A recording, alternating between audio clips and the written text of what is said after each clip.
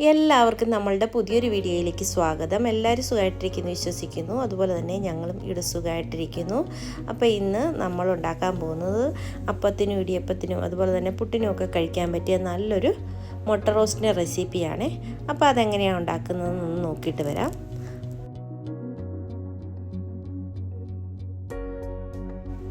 അതുണ്ടാക്കാനായിട്ട് നമ്മളിപ്പോൾ ഒരു ചട്ടി അടുപ്പത്ത് വെച്ച് കൊടുത്തിട്ടുണ്ട്. അതിലേക്ക് നമ്മൾ ആവശ്യത്തിനുള്ള വെളിച്ചെണ്ണയാണ് ഒഴിച്ചു കൊടുക്കുന്നത്. വെളിച്ചെണ്ണയൊന്ന് ചൂടായി വരുന്ന സമയത്ത് നമുക്കിതിലേക്ക് ഒരു 3 പച്ചമുളക് കീറിയത് ഇട്ട് കൊടുക്കാം. ഇട്ട് കൊടുത്തതിന് ശേഷം നമുക്കിതിലേക്ക് ഇനി ഇട്ട് കൊടുക്കേണ്ടത് ഒരു 2 ഇടത്തര സവോള അരിഞ്ഞതാണ് ചേർത്ത് കൊടുക്കാൻ പോകുന്നത്. അപ്പോൾ തീരെ കനം കുറച്ചാണ് അരിഞ്ഞെടുത്തിരിക്കുന്നത്. അതും കൂടെ ഞാൻ ഇതിലേക്ക് ഒന്നിട്ട് കൊടുക്കുവാണ്.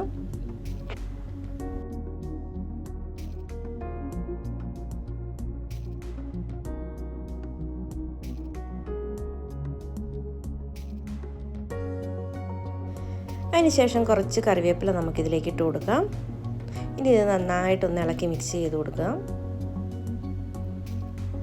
അതിനുശേഷം ഇതിലേക്ക് ആവശ്യത്തിനുള്ള ഉപ്പ് ചേർത്ത് കൊടുക്കാം. ഈ സവോളയൊക്കെ ഒന്ന് വഴന്ന് കിട്ടാൻ ആവശ്യമായ ഉപ്പാണ് നമ്മളിപ്പോൾ ചേർത്ത് കൊടുത്തിരിക്കുന്നത്. അതും കൂടി ഇട്ട് കൊടുത്തതിന് ശേഷം നമുക്കൊന്നുകൂടി ഒന്ന് ഇളക്കി കൊടുക്കാം. അതിനുശേഷം നന്നായിട്ട് മിക്സ് ചെയ്തിട്ട് നമുക്കൊന്ന് ചെറുതീയിൽ വെച്ച് ഇതൊന്ന് മൂടി വെച്ചൊന്ന് വേവിച്ചെടുക്കണം. ഒന്ന് വഴന്ന് വരാനായിട്ട് വേവിച്ച് എടുക്കണം. അപ്പോൾ കുറച്ച് സമയത്തിന് ശേഷം ഞാൻ തുറന്ന് നോക്കിയപ്പോൾ നമ്മുടെ സവോളയൊക്കെ ഏകദേശം ഒന്ന് വഴന്ന് വന്നിട്ടുണ്ട്. ഈ സമയത്ത് നമുക്കിതിലേക്ക് ഇഞ്ചിയും വെളുത്തുള്ളിയും ചതച്ച് ചേർത്ത് കൊടുക്കാം. 1 സ്പൂണോളം ഞാനിപ്പോൾ ചേർത്ത് കൊടുത്തിട്ടുണ്ട്. അതും കൂടെ ചേർത്ത് കൊടുത്തതിന് ശേഷം നമുക്ക് ഇതൊന്നുകൂടെ ഒന്ന് ഇളക്കി കൊടുക്കാം. ഈ ഇഞ്ചിയുടെയും വെളുത്തുള്ളിയിലേക്ക് പച്ചച്ചുവയൊന്ന് മാറി വരുന്നവരെ ഒന്ന് ഇളക്കി കൊടുക്കണം. അതിനുശേഷം ഇതിലേക്ക് പൊടികൾ ചേർത്ത് കൊടുക്കാം. ഒരു 1/2 ടീസ്പൂൺ മഞ്ഞൾപ്പൊടി ചേർത്ത് കൊടുത്തിട്ടുണ്ട്. 1 ടീസ്പൂണോളം മല്ലിപ്പൊടിയാണ് ചേർത്ത് കൊടുക്കാൻ പോകുന്നത്. ഇനി ഇതിലേക്ക് നമ്മൾ കാശ്മീരി മുളക് പൊടിയാണ് ചേർത്ത് കൊടുക്കുന്നത്. 1 ടീസ്പൂൺ നിറച്ച് കാശ്മീരി മുളക് പൊടി നമ്മൾ ചേർത്ത് കൊടുത്തിട്ടുണ്ട്. ഇനി ഇതെല്ലാം കൂടെ നന്നായിട്ട് നമുക്കൊന്ന് ഇളക്കി യോജിപ്പിച്ച് കൊടുക്കാം. ഈ പൊടികളുടെയൊക്കെ പച്ചച്ചുവയൊന്ന് മാറാൻ വേണ്ടി നമുക്ക് നന്നായിട്ടൊന്ന് ഇളക്കി ഒന്ന് മൂപ്പിച്ചെടുക്കാം.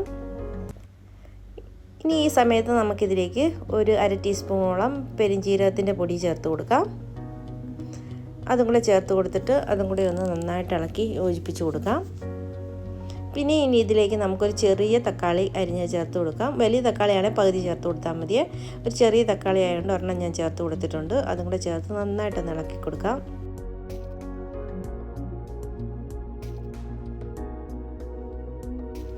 ഇനി നമ്മളിതിലേക്ക് ചേർത്ത് കൊടുക്കുന്നത് തിളച്ച വെള്ളമാണ്. അപ്പോൾ പച്ചവെള്ളം ചേർത്ത് കൊടുക്കരുത്, തിളച്ച വെള്ളം തന്നെ നമുക്കിതിലേക്ക് ഒഴിച്ചു കൊടുക്കണം. 1 ഗ്ലാസ്സോളം ഞാനിപ്പോൾ ഒഴിച്ചു കൊടുക്കുന്നുണ്ട്. അതും കൂടി ഒഴിച്ചു കൊടുത്തിട്ട് നന്നായിട്ടൊന്ന് ഇളക്കി കൊടുക്കാം. ഇനി ഈ ഗ്രേവി നന്നായിട്ടൊന്ന് വറ്റി വരണം. അതുവരെ നമുക്കൊന്ന് മൂടി വെച്ചൊന്ന് വേവിച്ചെടുക്കണം. അതിൻ്റെ കൂടെ തന്നെ തക്കാളിയും പച്ചമുളകും സവോളയും എല്ലാം നന്നായിട്ടൊന്ന് വെന്ത് വരും. അതിനായിട്ട് മൂടി വെച്ച് കൊടുത്തിട്ടുണ്ട്. കുറച്ച് സമയത്തിന് ശേഷം നമ്മുടെ ഗ്രേവിയൊക്കെ നന്നായിട്ട് വറ്റി വന്നിട്ടുണ്ട്. ഈ സമയത്ത് നമുക്ക് മുട്ട മുറിച്ചത് ചേർത്ത് കൊടുക്കാം. അപ്പം ഞാനൊരു 3 മുട്ടയാണ് എടുത്തിരിക്കുന്നത്. അത് ഞാനൊന്ന് മുറിച്ച് ഇതിലേക്ക് ചേർത്ത് കൊടുക്കുന്നുണ്ട്. അതിന് ശേഷം നമുക്ക് ഇതിൻ്റെ ഗ്രേവിയൊക്കെ ഈ മുട്ടയുടെ പുറത്തൊന്ന് നന്നായിട്ട് മിക്സ് ചെയ്ത് കൊടുക്കണം. അപ്പോൾ ആ മുട്ടയ്ക്കകത്ത് ഗ്രേവിയുടെ ടേസ്റ്റൊക്കെ വരുന്ന രീതിയിലൊന്ന് നന്നായിട്ടൊന്ന് ഇളക്കി കൊടുക്കാം.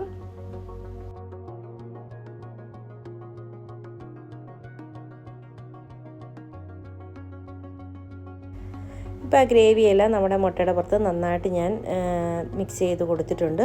ഇനി ഇതിൻ്റെ പുറത്തേക്ക് നമുക്ക് കുറച്ച് പച്ചക്കറിവേപ്പിലയും കൂടെ ഇട്ട് കൊടുക്കാം.